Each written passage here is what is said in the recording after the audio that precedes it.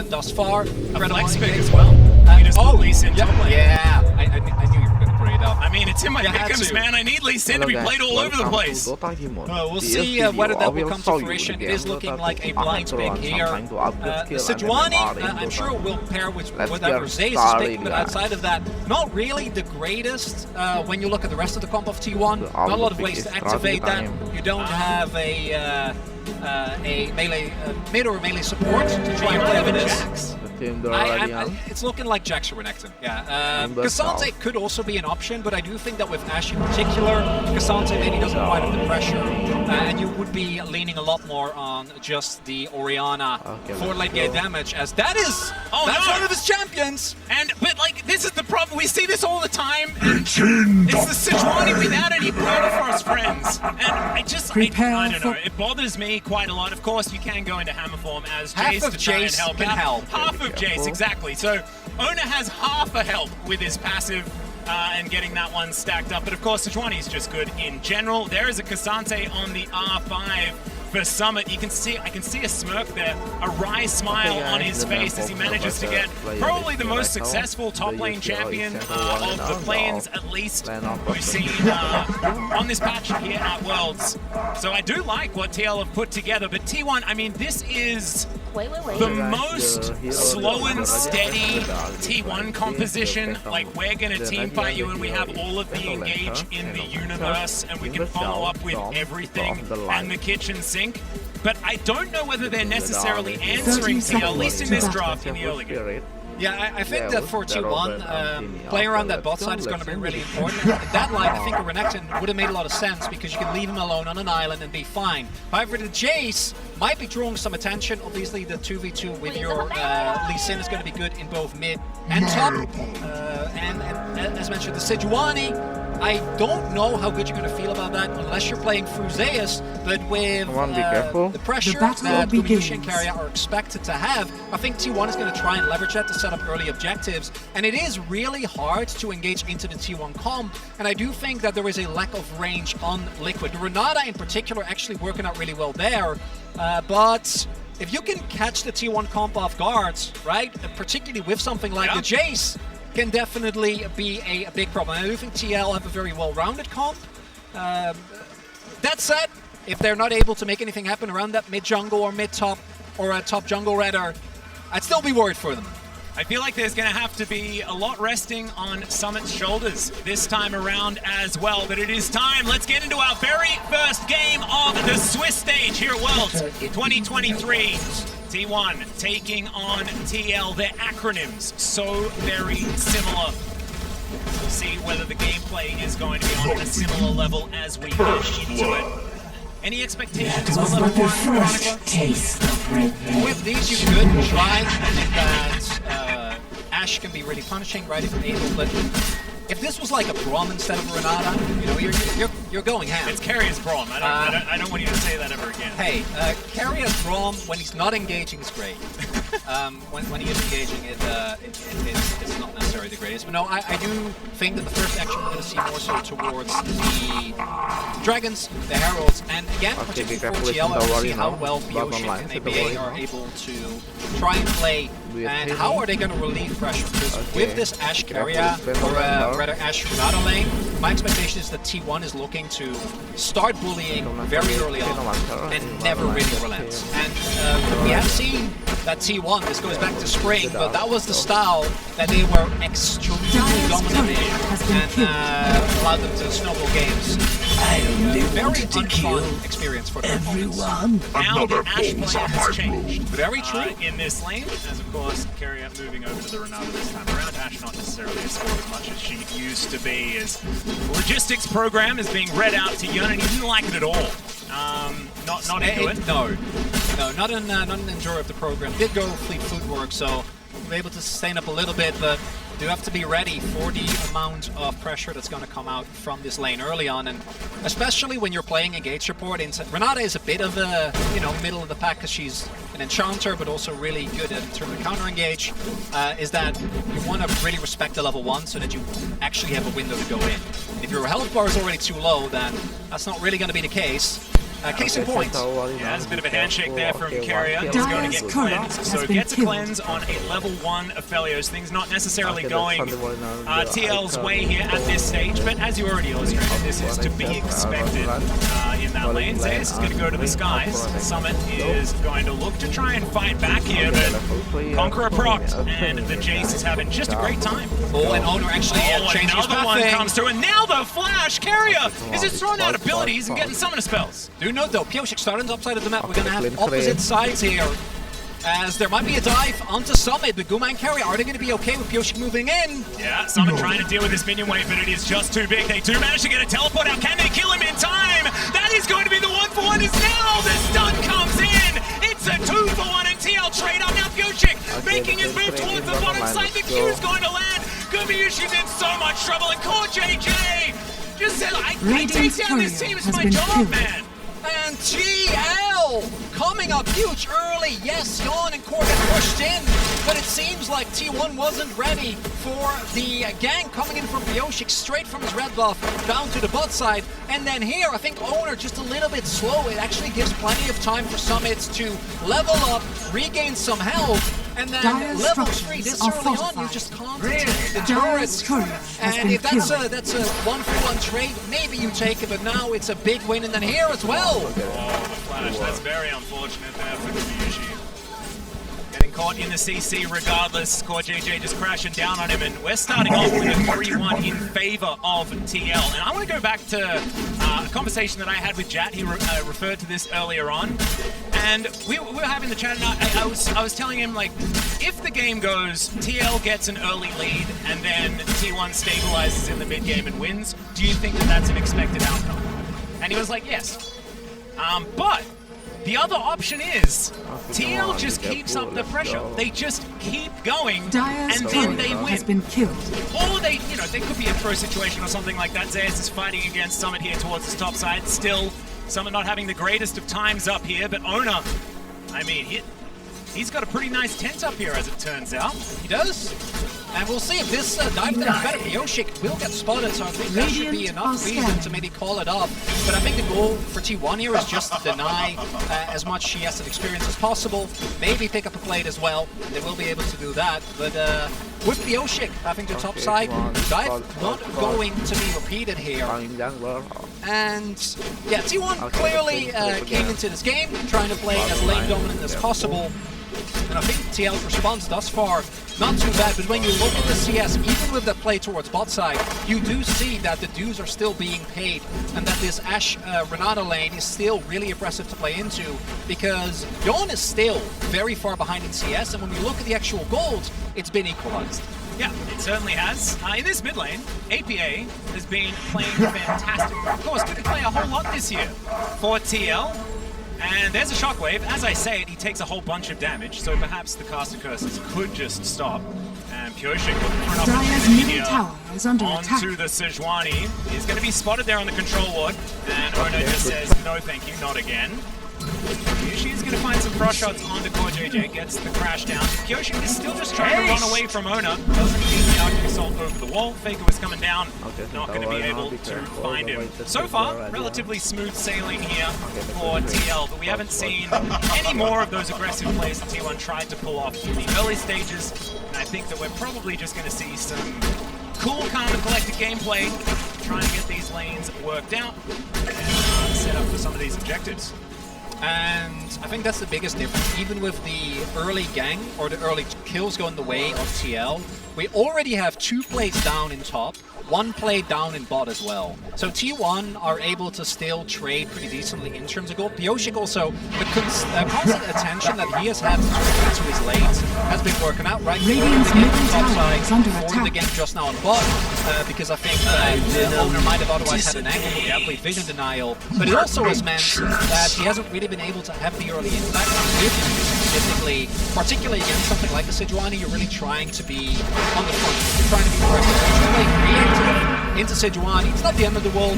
We have seen Leeds be able to still have a big impact when we get to the later stages of the game, but it does mean that TL, playing mostly responsive, are still going to suffer when it comes to these plates and to the CS.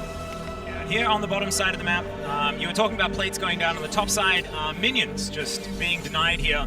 The Astronaut are, of course, pretty good at it, but Gumishi Carrier, impressive early games, kind of their bread and butter. Looks to be going just fine here at this point. Summit, good ward, should be able to spot out Owner as he moves on in, and there it goes. Maybe a 2v2, but this could be some Summit baiting here towards his top side as Pioshik is making his way in. Back is going to come through, and now Pioshik's going to know an opportunity for vision. In this area, Zayas is going to move his way down. Feels a little bit frightened as to what could be the possibilities. Pioshik paying some attention. No Shock Blast going to make its way into the Tri-Brush just yet. Zayas does turn back up again. On vision. There it is, and now Pioshik is coming down. There, the all-out comes through. The Q's going to land, and Zayas, he knows that he's dead. The Q's going to land before and Pioshik gets another. Really nice setup there. The early wards from Summit showcasing where Owner is. Under attack. And Summit Radiant's middle tower is under attack. Drag Zayas back. Set him up for Pioshik. Just need a kill. TL, I think, needs to make this game as fast as possible. Needs to try and throw T1 off. They are now on vision, starting up this objective. Core and Yon are already here, but with the wave that's being built up on one side, I wouldn't be surprised if T1 just goes for the blades. Arrow coming in. Owner is going to get blocked out, so Pioshik is going to be able to take this one. The arrow's going to connect for Yon. He's going to be able to cleanse that one away. Owner's still looking for more. As the shockwave lands, Pioshik is going to try and safeguard his way out, but the hostile takeover will cancel that, and Baker will grab his first of the game. TL trading the Rift Herald for just a kill. You're probably all right with middle tower is under Summit attack. also went and caught that bot wave. And now they are continuing to play. APA does a teleport. Yeah, 4 versus 3 potentially. No more shockwaves, so they don't have to worry about that orb quite as much. So APA will be able to keep his friends alive for now. Very nicely done, and I'm starting to feel like, you know, TL doing okay. I was a bit worried about that Herald play, absolutely. But right now the goal very, very even. And we'll see where they place down the Herald. Haven't really been able to do a whole lot of damage to turns out of the play. Mid, maybe at least in the later phase, do a job here. If they can actually use that to maybe set up a dive right towards that mid lane and go from there, could be big. As you take another look at this, I really like the setup for this play. Zayas went to pick up some fruit, comes back, and is delivered into the waiting arms of the ocean. This is basically a zero display for TL because they knew where Owner had been. And then here, you know, you end up giving up a kill, but I do agree with you. You take that any time without it. It's going to be very nice with the mobility and of course standing guards. Even though they do have to invest in flashes, give them one kill on the end of the flashes though. Still have another fight coming up soon. Might be a problem. Radiant's bottom tower is under attack. Currently, no dragons have been executed. Of course, until I satisfy. This top side of the map, as Owner is in position. Bit of a lane swap has come on through as Summit getting punished here underneath the turret. Another plate could fall, but no, the minion is going to be dealt with. She's going to have to wait for the next round, but I don't know how much more of this Summit can actually take. And he just used his teleport to get down. Really now? I think Summit that coming. Should still be relatively safe, but if he's not getting any help, he can try and clear. Zeus might be targeted here again. Doesn't flash available. Yep, you're going to connect there from Giannis. Now Zeus realizing that Core JJ's there. He's going to flash out of the wave. Oh my goodness, Core JJ almost falls, but not quite enough there from Zeus to make him take 2 turret shots. Could have been a disaster. Radiant's bottom tower is under attack. Does have to use his flash. We do have Pioshik making his way over, even with Owner being there. Looks like TL, at the very least, is going to drop the Herald here. Yeah, there is the Glacial Prison. Yun is going to be able to get out of the way. The arrow is going to sail by majestically. The Rift Herald is going to slam its way through. Moonlight Vigil comes down, still a lot of damage. Put back here by T1, and that will deter TL. Is under attack. Radiant's bottom tower Such a good response by T1 because TL trying to open the top of the map, not actually getting the kills. Hope we get some replays because there was a lot of nice work done there by TL or T1 rather to dodge all the skill shots, make sure that Zeus stayed alive. But on the flip side of the map, Guma and Carrier can just keep going. Carrier just went for the offensive ignite just to keep Summit as low as possible. And it does mean that even with the Herald going slightly in favor of T1, but thus far, early game has actually gone even, and I do want to highlight, I think T1, the reason why, we'll talk about it after this, because again, I want to highlight, we don't get to see Zeus sidestepping a Magnet Storm, that was really cool, but here they're able to clear out the wave, and even though the arrow doesn't actually find anyone, Zeus gets the knockback, and Owner then makes sure that he catches the Moonlight Vigil to keep his top laner alive. Yeah, the knockback right, that's the as well to follow up really cleanly played there defensively by T1. Haven't had many kills, only a 500 gold lead here, which is nothing to write about whatsoever. Players on Rift. Just clearing out waves. I do want to see TL keep up the tempo here in this game, and I want to see a little bit more out of APA. Of course, the Syndra, fantastic for just one-shotting carries, things like this. But as the game goes on, the utility that Orianna provides is going to give a little bit more from that mid lane. It's hard to match. Also looking together how we can sync up with Core. I think that the Crash Down combined with the Scatter the Weak can single-handedly win you a team fight.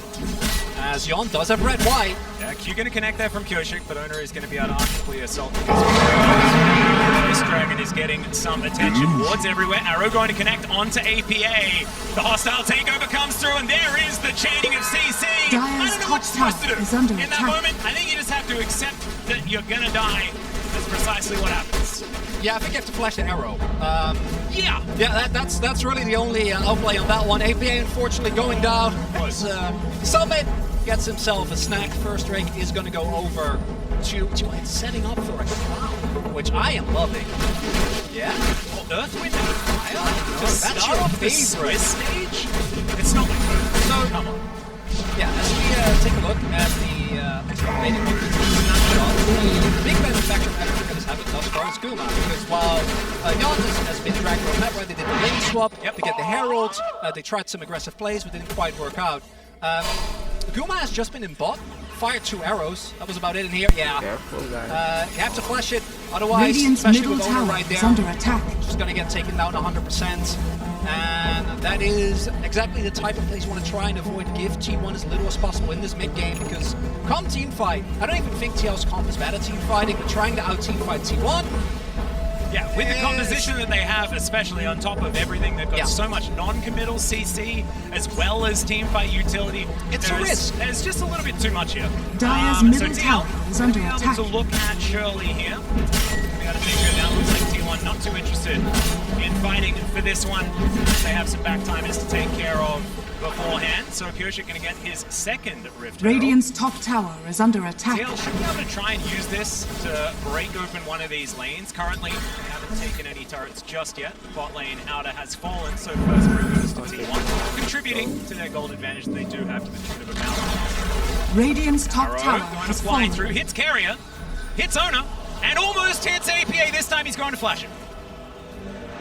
That's very unfortunate, because even though he stays alive in this instance, they might try to overplay on Zeus here. Wait, yeah, there's the scatter the weak onto Zeus, taking a lot of damage. The unleashed power comes from Kyoshik's gonna take away the kill, just barely.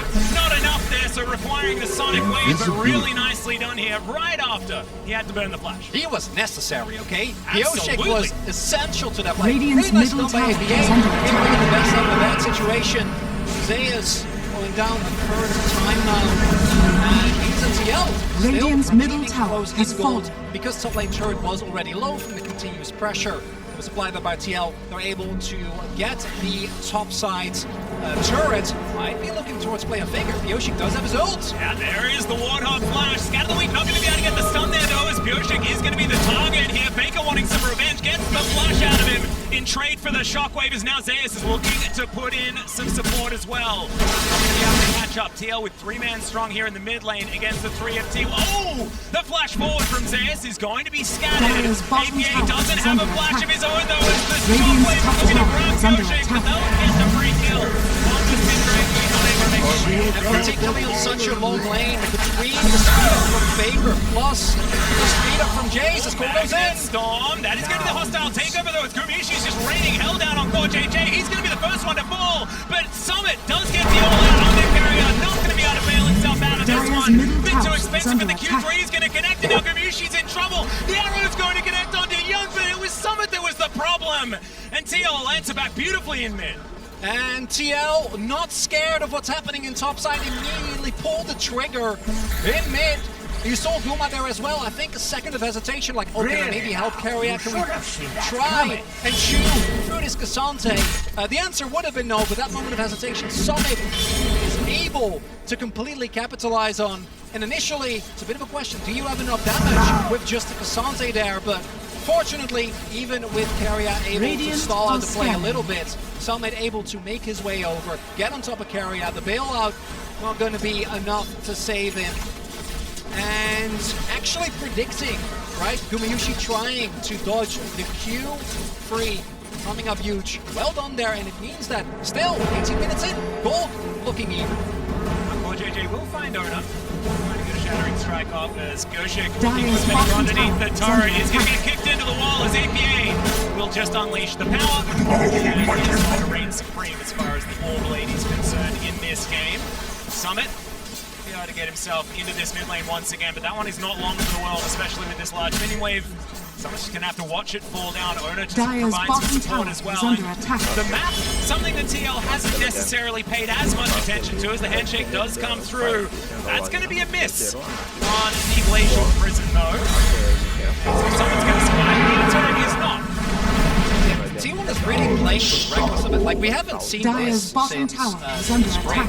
They're just giving up people left and right just to try and get these objectives. Owner might be in a tough spot. Yeah, there's the scat of the week, but TL not wanting to buy it off more than they can do, especially with Gun not quite there yet. Dragon will be big, and T1 is set up around this objective. Not the best weapons here for Dire's bottom tower is under attack. But there's no Faker, right? No TP available. Yeah, that's going to be Goshik locking that one down. It is going to be a Cloud Soul this game as well, so I guess it is my birthday. I don't need any more of those, though. I'm getting old. I'm loving Dire's it. bottom tower Earth, Wind, has and Fire, everyone. Let's groove tonight as Gumayusi can be clearing out this mid wave. Let's have a look at the replay once again. There's quite a few things to get through.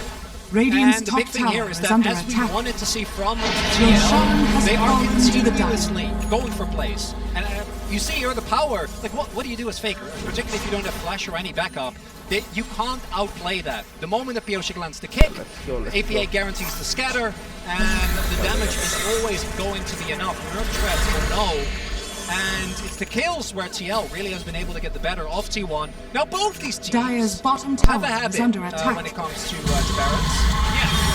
Yeah. And very recently, it's been far more TL that have been going for yeah. those. In their playoffs, they were reminding us of some T1 evolve. Just, it's hit 20 minutes, Barons on the move. Let's go there. Why not? Let's try and kill it. It hasn't necessarily been T1's MO towards the end of this year, though.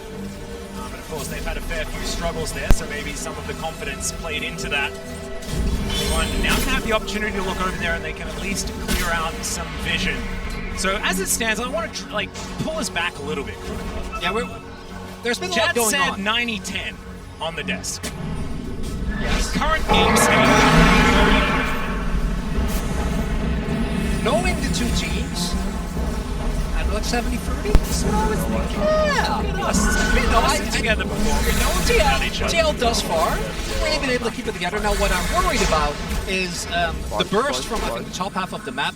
Summit, Pioshik, and APA right now is enough to take down anyone on T1. But once we get into the actual team fights, the fact that Yon is really far behind, Radiant's I think middle might tower actually is end up under becoming attack. a problem. It depends on whether or not TL can get access to Gumayusi, whether they can deny Carrier a big ultimate, make sure that Guma doesn't get bailed out by the Renata, because I do think that when you look at the damage, T1 definitely has so much burst available to them. But then also on top of that, you have the sustained damage of an Ashe, who even with the deaths that Guma has sustained, picked up, I don't know how many plates it was, but yeah, it's a lot. And that's a 50 CS gap basically for Gumayusi as well. And so he's just happy that he doesn't really he's still full. Making control on this barren area. Radiant's courier has been killed. Extraordinarily empty at this point in time. Ona finds Summit. Summit just going to go back to the bottom side of the map and try and control these mini waves. JJ finds Radiant's Faker once top tower again. is under Shattering attack. Strike going to come through, but he's going to be pulled back by the Shockwave. The Dissonance comes in. There's the Magnus Storm. As Faker is pulled forward. Can he find the clockwork wind-up? He doesn't need it because he's got command attack, and that is going to be the kill going over. Carrier gets an assist as well and managed to get the shield down, but I'm going to almost give it a solo kill as Yun going to have to get out of the way of that one once again. Glacial Prison in trade for the cleanse. And T1 not pulling the trigger, so it's just going to be a kill. Not the end of the world for TL, but if you do this a few minutes later, if maybe more members Radiant's of T1 middle are in the tower area, is under attack. I don't think you're going to get away with just a kill in that situation. And this is where you see Faker went for Lumens as well as Voidstar. So even against one of the tankier members of TL, you just shred for him in seconds.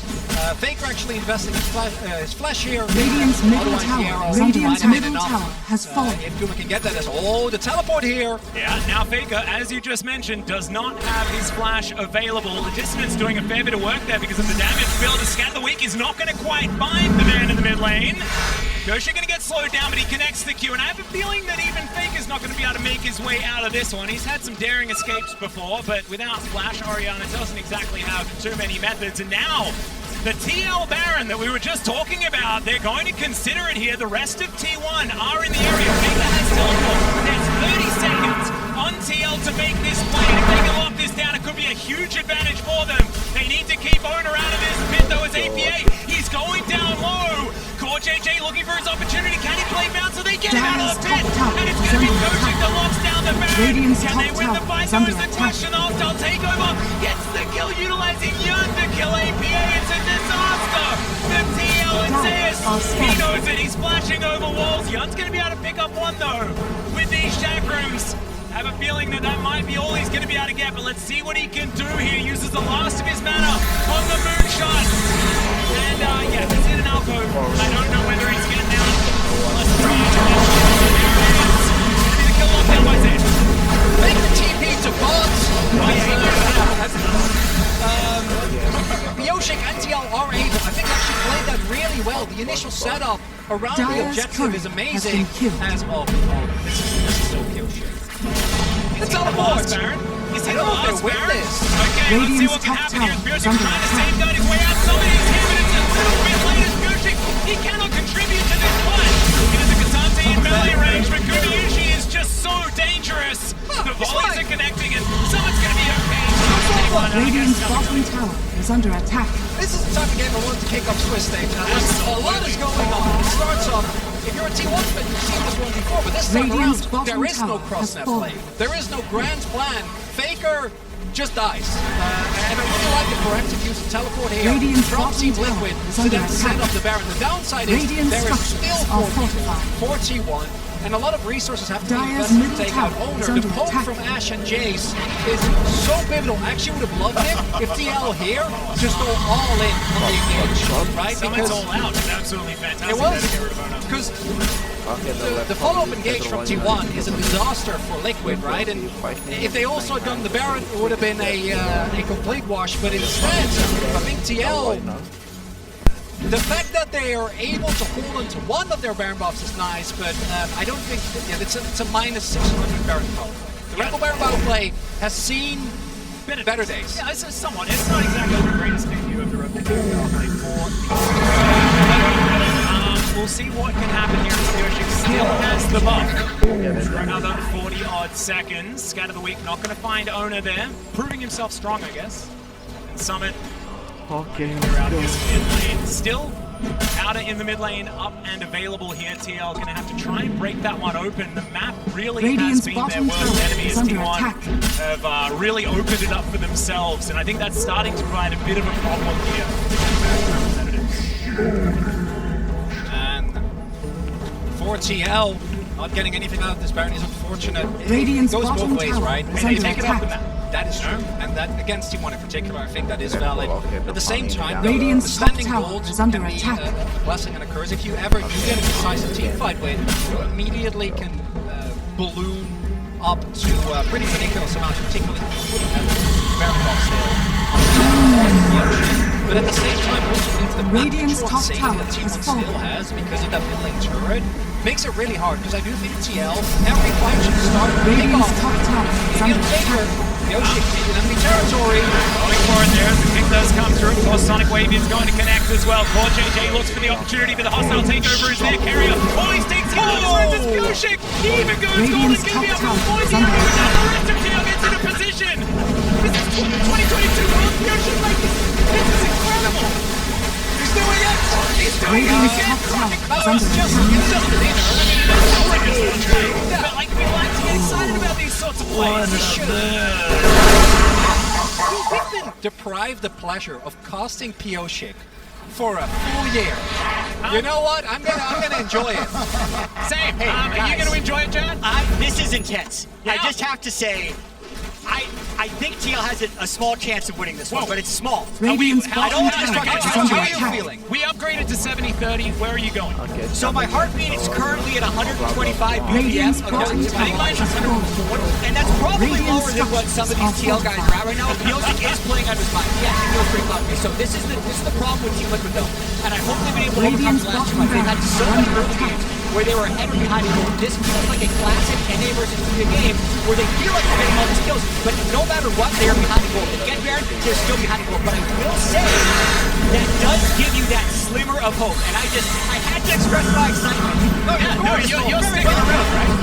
If you want me to, I don't want to miss a catch. Absolutely. This isn't we're going to hear from Jad standing by. This is now it's a tracker. So welcome. And we'll see The Chatless reunion? I feel like man, you've been it was doing 2019. You've been doing an amazing job. This is where after 25 minutes, TL gains goal line. Yeah, the goal difference, overtime powered by AWS, letting us know. But yeah, T1's macro is still pretty good. So Jordan as well towards the deathcap finishes. Both Faker and AP are getting really, really close. And at that point, if anyone Radiant's gets caught bottom by barracks anything, are under be it attack. a Radiant's straight up bottom Warrunner, has be fallen. it Pioshik going insanely defensive, he has Radiant's been doing bottom throughout the barracks entirety has of this fallen. game, you're going to get more than seconds. And we'll see how this game carries. We're able to really out this game. And I really do have to wonder about Dawn at the moment. He's been on the back foot this entire game. I feel like they banned the case really early on. Radiant's middle tower is under attack. That they had to go with the team fight pick for 4JJ because I don't think they felt like they'd be able to escape the core on something like Guru against Radiant's Astronaut middle when they tower fight. has fallen. So down 60 CS, Radiant's back middle foot the whole game, barracks are under and he has to worry about shock class and Orianna shock. Radiant's So it's middle such a difficult barracks game for him. has fallen. But the Radiant's fact that he has middle 2 summoner spells has up fallen. right now before this next Dragon Ball Radiant's Baron middle fight tower would be the is under window where he attack. has to execute the team fight to give TL the advantage. I want to reiterate again, the best of ones in Swiss are so important to the CG for the rest of the bracket, right? A winner today means that you're only a single win Radiant's away middle from tower making it has towards fallen. those best of threes, the Radiant's ability to win. ancient is under And attack. right now, TL is looking to peel. They're hoping to get the teleport, and then he'll they can know to flip this. Area is just going to get caught out of position. Core JJ Let's is go. there, and that is going to be the big up to start this one. Even the risk of the It does not stop from this man today. And Ono down to 50%. Of course, Summit's got the Q3, and it's a double for APA, and that's going to be a Baron for TL. Pioshik is legitimately the defending world champion, getting 2 kills for TL. No jungler for T1. That's the second Baron of the game. 2 for 2 for Liquid! I'm giving it at least 50-50 now, boys. 100%. That is going to be the secure of the Baron. And I have a feeling this Rebel Baron power play is going to be a bit bigger than the last one. And Pioshik in the quote says, we're gonna have fun! You know, when it's not looking good! It looks pretty fun if you're not a He's having a great time! I will say, one of the Achilles heels of Team Liquid during the regular season was their execution of Baron power play. Get out You of have here, to watch Jad. this. I have to keep hope low. That's how we got here in the first place. But right here, Core JJ never showed. Team 1 did approach because they didn't have perfect vision on the Baron to get the first kill. And Pioshik on the TP was godlike. Man. And he's got the GA ready, so he's able to get that resurrection through as well. So Ono just going to be caught out. T1, once the cards start falling down, this composition can fall apart. And TL, as you can see, understandably losing their minds. And they know what this means. Look, with this new format, this one